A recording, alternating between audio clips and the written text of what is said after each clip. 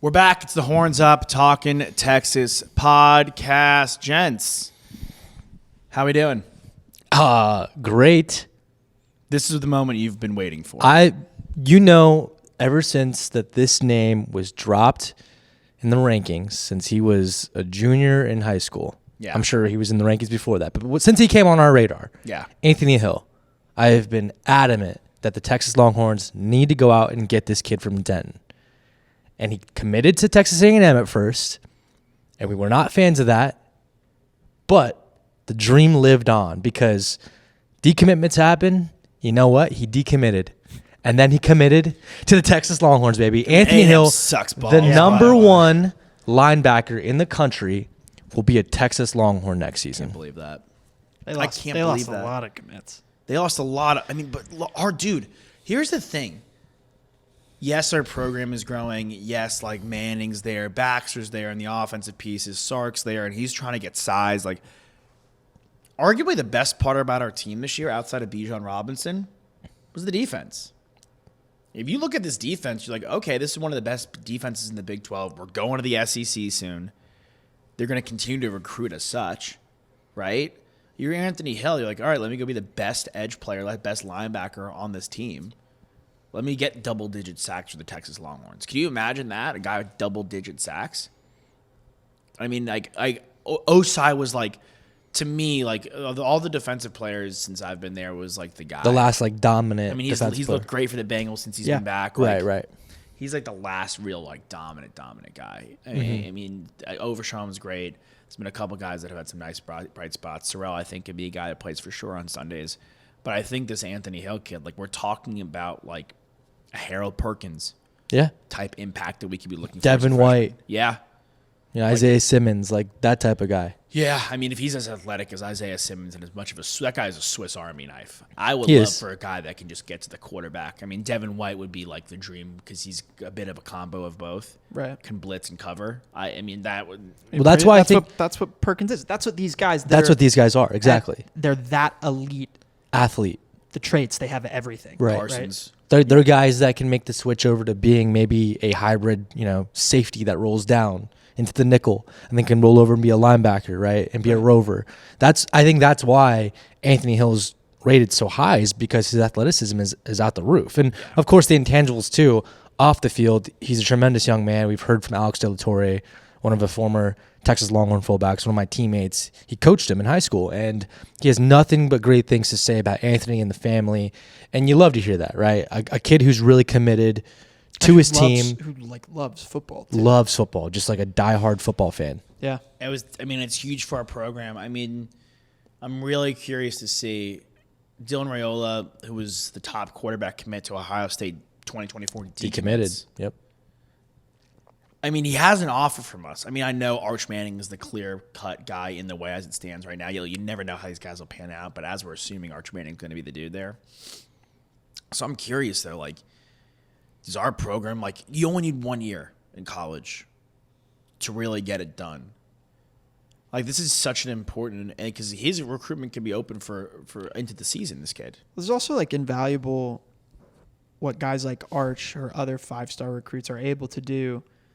Even if they don't stay, even if they end up transferring, a guy like Quinn, he was recruiting guys to go to Ohio State when he went there. Arch is recruiting guys to come to UT and play with him. And maybe the same happens for Dylan, and he brings on a receiver that really wants to play for UT and within that system, but then he ends up going somewhere else because Arch is clearly our guy. But there's so much value in even just going and getting those highly touted recruits. But there's also, for him as a sub-recruiter, that'd be great. But I think, if Arch comes in, okay, let's say Ewers gets healthy and really proves Sark's system is working for us from a passing standpoint. Arch comes in, and Arch is, the guy we really think he's going to be, and continues to elevate that system. You're Dylan, why not ride the wave? I'm not a fan of that, to be completely honest. What do you mean? I'm not a fan of the log jam. It's a good problem to have. At some cases where you have multiple guys that can start on your roster, that can start at any program, but egos are definitely in play, and these guys want to play because they want to become pros. You look at a situation like Texas A&M when they had Kyler Murray and Kyle Allen on the exact same roster, they transferred the same month. They transferred to 2 different programs because it was handled poorly. And I'm not saying that's handled poorly. Yeah, but you know what? I'm not going to say that that's going to happen at Texas, but there's always the opportunity that does happen when there's 3 guys on a roster, Quinn, Arch, and Dylan, who are all 5 stars, who are all the number 1 quarterbacks in their class that all think that they should be worthy of starting. Yeah, I do think it's a little different in the case of Sumlin versus Sarkisian, because I think Sarkisian is definitely touted in the college landscape of being a bit of a quarterback whisperer. Right. Right. And I would expect that whoever is his guy, which will be a decision he will make, just like it was this year, that guy becomes the guy. Quinn is our guy. It's only an issue if we lose. If Quinn's winning games next year, like Arch, what's Arch gonna do? Like, you're not playing me. Like, why would we play? You're winning. We're winning. We don't need you right now. We're winning because of Quinn. If he becomes a guy we win because of. It's an issue if we're losing games and Quinn's throwing us out of games again sometimes. And you're like, all right, well, let's bring the Manning kid in. Yeah. I do get what you're saying, though, about the logjam, just because of the years are different, right? Like, right. Quinn has an outstanding year next year. Okay, hopefully he's going to the NFL draft, and then the following year, Arch is stepping in as our right. QB. You would love for that to happen. You like to have what the Alabama has been doing it recently, right? Where it's Jalen, and then Tua comes up, and then you get Mac, and then now you have Bryce. Like, that's the ideal situation. I'm just saying it's not all, but the timing matters flowers too. and rainbows. That's the goal. It's not. You're right. But A&M wasn't winning like they were winning. Right. They were winning to the point where someone was fired. They were decent though. Like they had Johnny Manziel, and they came off that, and they were winning some good bowl Someone games. was riding that wave though, dude, and He was, but I'm just saying that Kyle Allen was the number 1 quarterback in his class, and Kyler Murray was the number 1 quarterback in his class, and they transferred at the same time. I mean, Kyler Murray was a different beast, an anomaly in some respects. He was an uber athlete. Clearly, the talent level between a guy like Kyle Allen, Kyler Murray, like the Heisman winner, like Kyle Allen was like a solid college quarterback. I mean, he had time in the NFL. Yeah, but we thought that he was going to be one of those guys. He was the number 1 quarterback in his class. Kyler Murray was also a baseball player. Like Right. there was like a lot to go into him. I'm just saying. But No, the logjam's dangerous. I mean, Justin Fields left Georgia. People Right. forget that happened. He was a Georgia Bulldog. And that's a team that's winning. Like, some guys it's inevitable, and there's nothing you could do about it. But what keeps guys around is the winning, like you're talking about, Josh. And I think the recruiting class that we've secured thus far, and continuing to put out, not only bringing guys in, but let's talk a little bit about Bijan, who now has declared that he's going to the NFL draft, and of course, Congratulations to the young man, by the way. he had an incredible video where he's talking about just what it means for him to be a Longhorn and all the different people that he thanked. But guys in high school recognize that a guy like Bijan went to the University of Texas and played as well as he did, and now everyone is lifting him up because we appreciate him as fans, as alums, a fellow alum like him who was able to do so well, and hopefully yes, we think that he'll probably get taken between 10 and 20 in the draft, but if he went in the top 5, we'd all be ecstatic. We wouldn't be surprised either. No, because we know how talented that guy is. I mean, Todd McShay mocked him to the Eagles at number 5. Yeah, I mean the Eagles, in the way that Miles Sanders played this past week. Maybe, yeah. In a week that he did not need to play like that. Yeah. Ridiculous. The Eagles could go out and get Bijan Robinson. Look, if you're a running back, why not come to you? I mean, if you're a running back, this is the only place that you should come right now. If you're the number 1 running back, like Cedric Baxter, coming to Texas, the next guy in the next class should do the exact same thing, because we've proven that we can turn out Doak Walker winners, Heisman winners, guys that go in the first round, guys that are transferring over and being good NFL pros. I mean, this is just a breeding ground right now for running backs. And you look at the running back room, Tashard Choice has a lot to play in that. He's been coaching these guys so well. I mean, we're losing Roshan too, who's going to be probably exactly. playing on He's going to get drafted as well. I mean, you look at Bijan, what he's been able to do, not just on the field, but the success he's had financially and just as a superstar. He was hanging out with LeBron James the other night. Yeah. Come on. You're saying that you're a high school kid who is the best running back in the nation. You don't want to do that. You got to come to Texas. Yeah. And honestly, a kid like Cedric Baxter, like you said, B, we know the way that name carries at our university. Mm-hmm. Yeah. R.I.P. Yeah. But it's a legacy position. It's a legacy for the University position. of I wonder if he legacy. wears the same number. It's a legacy nickname. If he rocks it, I hate to speak of it this way, but like you are like it's just like another level. Right. What You have to you live have. up to that name. And Brooks having him there next year, like that running back room is gonna be no joke, and we're not afraid to play freshmen. We shouldn't be if you want to win, the best player should be playing. You can't be afraid to play freshmen. So that's Right. exciting.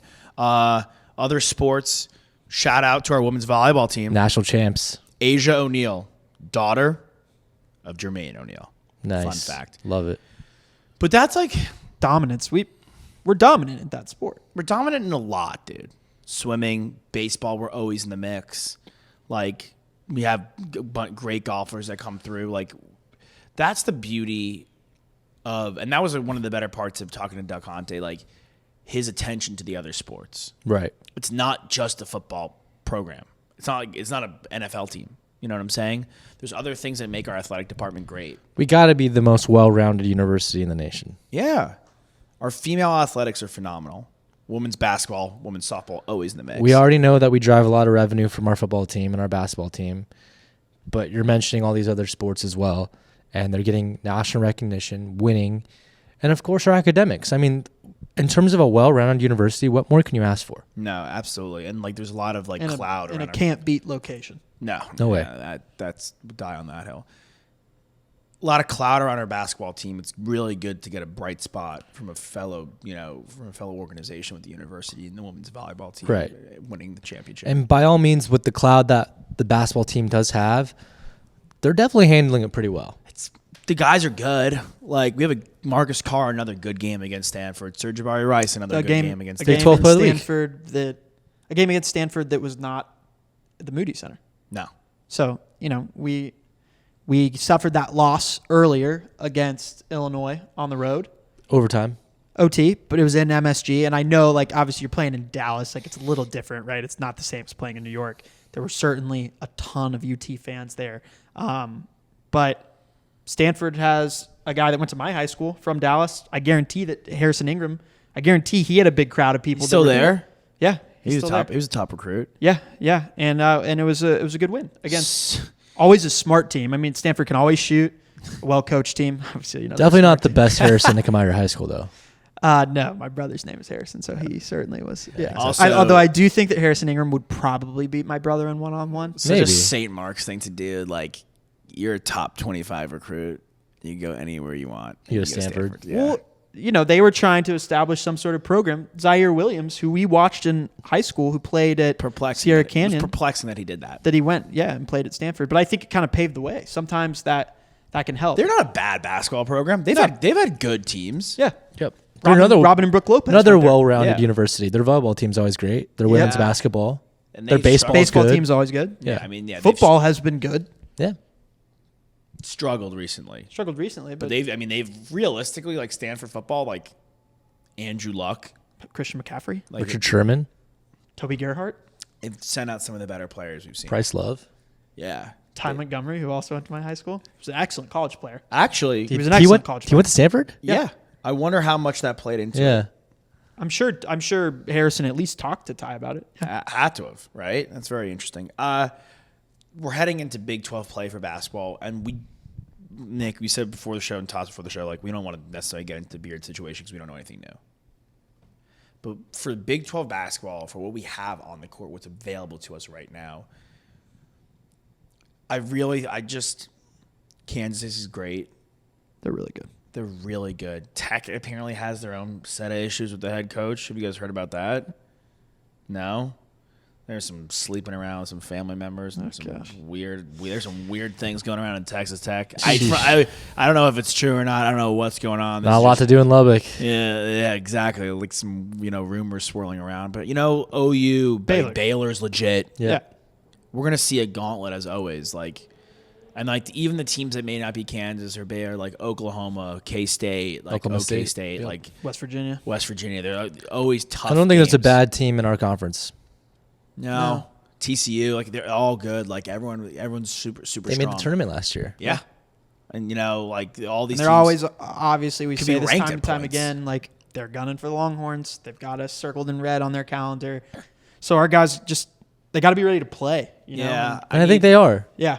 I think they are too. I hope that from what we've seen so far this year, when the ball's flowing and we're confident but not overzealous from three. Like if the three ball's, if it's flying and moving, like I'm into it, rip it and grip it. But like, Right. Yeah. don't shoot yourself out of the game just to get the momentum flowing from behind the arc. Go to the line, get to the line, bury them in fouls. Like I definitely think you have guards that can drive. You're grateful to have Marcus and Timmy still on this team from last year. Oh, big time. Yeah. And they've stepped And up. Cunningham. Yeah. Cunningham's, Brock, yeah. talk about a guy that's like really Playing serious minutes now. Yeah. He's good. He's reliable. He's clutch. consistent. Yeah. He plays within himself. Yep. Yeah. Like that's probably the only knock on Marcus Carr. Probably too much hero ball at times. Tries too hard, yeah. But like you have Hunter, you have Serge Ibaka Rice who's getting acclimated to the team. Like I really like Serge Ibaka Rice. He's played well. Yeah. I really just like what we've been able to do in terms of the adversity that we faced. I mean, obviously the beard thing, but you always think that a team does one of two things. They either crumble from something like that or they band together, right? And they look like they've been banding together. That Rice game was a little hairy. They took it to overtime. But, that was their first game since that scandal. The night of. The night of, exactly. So, like, you imagine that the whole entire organization was rocked. Didn't have a lot of mental preparation. They had other things on their mind. And they found a way to win that game and to get it done for Roderick Terry as well. Terry, the interim head coach. And then, since then, handled business. So, the adversity that they're handling early in the season is going to be very useful when they get down the stretch and they're playing tough games and they get to a tournament and they have to crawl their way out of it because they've been there before. Yeah. Also, just stacking wins, really important. Of course. When you're it's out huge. of conference. Yeah, like we have one loss right now, which is great. And it's against a good team in Right. overtime. Really strong team, like a really strong team that could like be a sneaky March Madness winner. Yeah. Yep. Big Ten winner. We should be able to hit conference play undefeated. We've got a couple of cupcake games coming up. Yeah, I hope so. Yeah, a couple of cupcake tune-up games. And look, what you really could control, win the games at the Moody, win your games at home. Make Moody Center a brutal place to come and play. Oh yeah. And you bring up interim head coaches, and we've seen it in the NBA, right, with Udoka going out for the Celtics. In college, it hurts a bit more because you're missing out on the recruiting trail and the transfer portal. But what you really lose out, or you may not lose out as much as people think, like the system's in play. Yeah. You know what we have to run to make this team work. You've been at the practices. You've been grooming these kids just as much. There's a reason that you're the number. It's why you have number twos. Right. So I'm with you guys. I feel confident in this team. There's good veteran pieces mixed with good young guys on this team to really make a run here still. All right. All we got to do is just wait, watch, and see what happens. And keep our horns up because talking Texas. See you guys next time. Happy holidays, everybody. Happy holidays. Happy Honda days.